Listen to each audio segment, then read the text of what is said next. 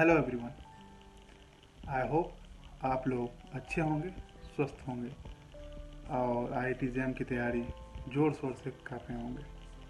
आज मैं आप लोगों को ये बताने वाला हूँ, लास्ट के 2 दिन बचे हैं, उसमें कैसे आपको खुद को मैनेज करना है, खुद को कैसे मोटिवेट रखना है।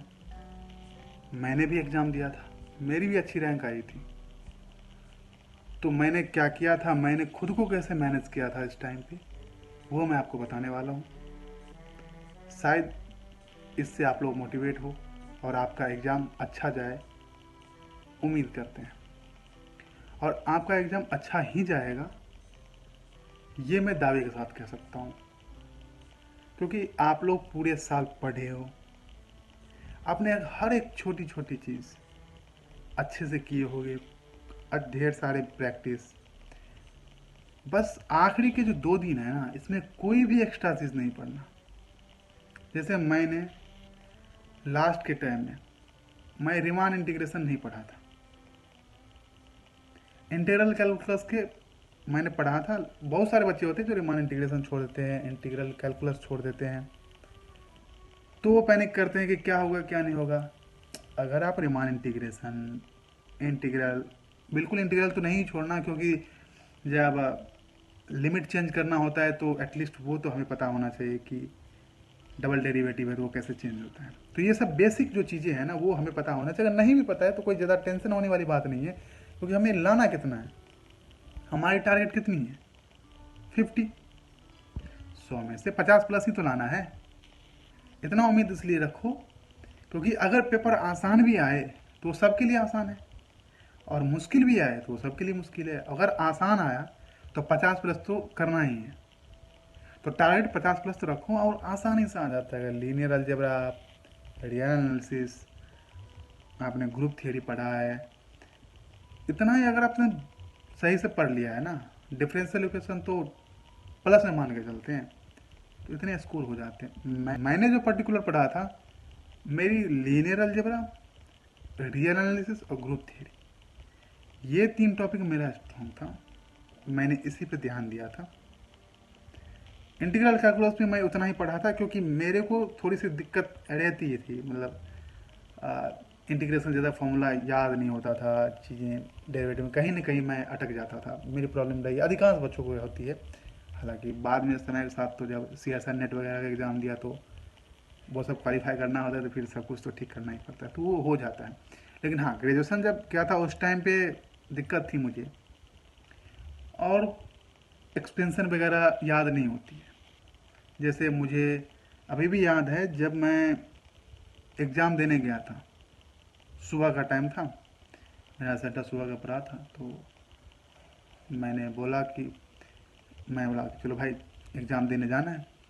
तो मैं सुबह सुबह उठ के ना, मैं log of 1 + x, log of 1 - x होता है ना, e⁻x, 10x, इस सब के जो एक्सपेंशन होते हैं सीरीज के, उसमें मेरे को कन्फ्यूज़न हो जाती थी। तो मैंने क्या किया, मैंने सोचा भाई चलो याद कर लेते हैं। आखिरी टाइम में सेंटर के बाहर पेज पलट के देख लिया, अंदर गया, तो मैं 15 मिनट पहले एंट्री लिया, ठीक है। जब डेट जो टाइमिंग थी उससे, जब गेट बंद हो जाएगी, तो मैंने 15 मिनट पहले गया मैं। और जब मैं अंदर जाकर बैठा तो वो स्केबल पैड लिख देते हैं कि भाई आप उस पर लिख सकते हो, अपना नाम वाम लिखो, पहले जब शुरू होता है टेस्ट पहले उसमें देते हैं। तो मैं उस टाइम तक यही याद कर रहा था, log of 1 + x, log of 1 - x की एक्सपेंशन क्या, मैंने उस पेज पे लिख लिया।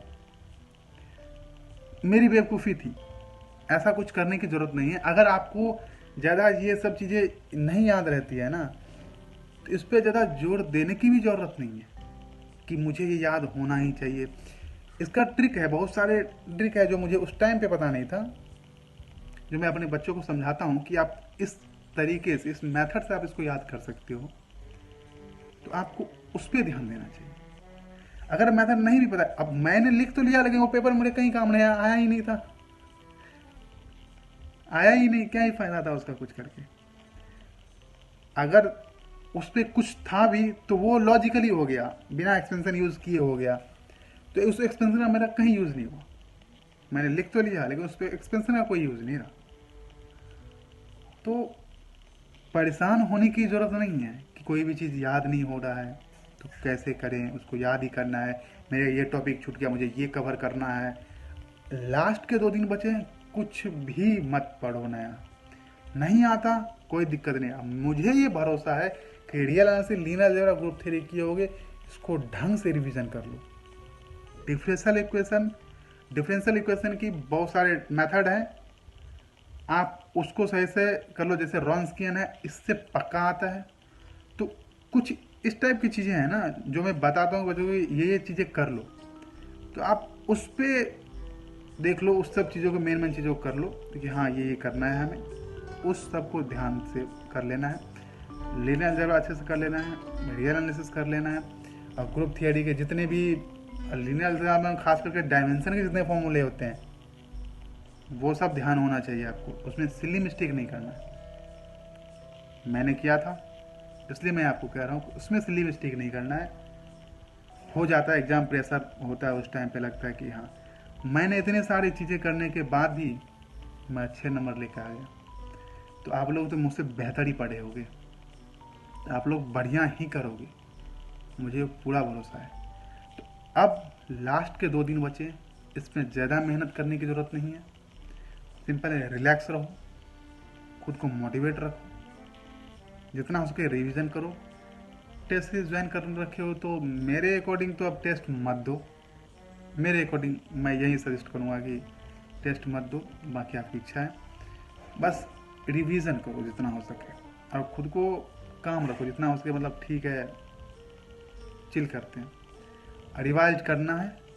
तो या बिल्कुल ऐसा नहीं कि बुक छोड़ दो, छोड़ना बिल्कुल ही नहीं है कि मन नहीं कर रहा है। तो बहुत सारे बच्चे ऐसे मन नहीं करता, गिव अप कर देते हैं। छोड़ना तो है ही नहीं, भले थोड़ा सा पढ़ो लेकिन उसको पलट करके एक बार देखते रहो, देखते रहो। जैसे लीनियर अलजेब्रा की जो डायमेंशन वाला पार्ट है उसका रिवाइज करते रहो। बहुत सारे फॉर्मूले हैं, बहुत सारे तरीके हैं। अगर आपने बेसिक सही से पढ़ रखा है, तरीके से पढ़ रखा है, तो कोई दिक्कत नहीं आएगी, वो कर लोगे। लेकिन कोई जो होते हैं ना, कुछ बच्चे फॉर्मूले के बेस पे जाते हैं कि ऑब्जेक्टिव आना है, फॉर्मूला एनएटी में आता है, उसका ध्यान रखना। और ग्रुप थियरी में जितने हैं उसके ऑर्डर पे हर किसी रिजल्ट का कन्वर्स ट्रू नहीं है, उसको ध्यान पे रखना चाहिए। इस सब चीज़ों पे रियल एनालिसिस में बहुत सारे एक्सपेंशन का आता है, सीरीज का आता है, सम ऑफ सीरीज पूछ लेते हैं, बहुत सारी चीज़ें हैं। तो रियल एनालिसिस में अगर जितना हो सके कवर करो, नहीं तो उतना परेशान होने की ज़रूरत नहीं है। मैं इतना कहूँगा, सीक्वेंस सीरीज बढ़िया से कर ही लिए होगे, ये इजी टॉपिक है, लोग कर ही लेते हैं। लिमिट कॉन्टिन्यूटी 12 से पढ़ते हुए आ रहे हैं, कर ही लिए होगे। तो जो हमारा स्ट्रॉन्ग है ना, अगर उसी को हम पकड़ के रखेंगे तो 50+ ले ही आएंगे। तो हमें उसी पे ध्यान देना चाहिए, ठीक है। ज़्यादा परेशान नहीं होना, थोड़ा थोड़ा 2 दिन का टाइम बचा है, थोड़ा थोड़ा पढ़ो, टेंशन फ्री रहो। मैं भी इसलिए मिस्टेक किया था, मैं भी चीज़ छोड़ के गया था, लेकिन फिर भी मेरा बढ़िया नंबर था, बढ़िया रैंक थी मेरी। तो परेशान होने वाली बात नहीं है, बस शांत रहो, खुद को शांत रखो जितना हो सके, और ट्राई करो। All the best. होप, उम्मीद है कि आप लोगों का बढ़िया एग्ज़ाम जाएगा, बहुत ही बढ़िया करोगे आप लोग एग्ज़ाम में भी और लाइफ में भी। All the best.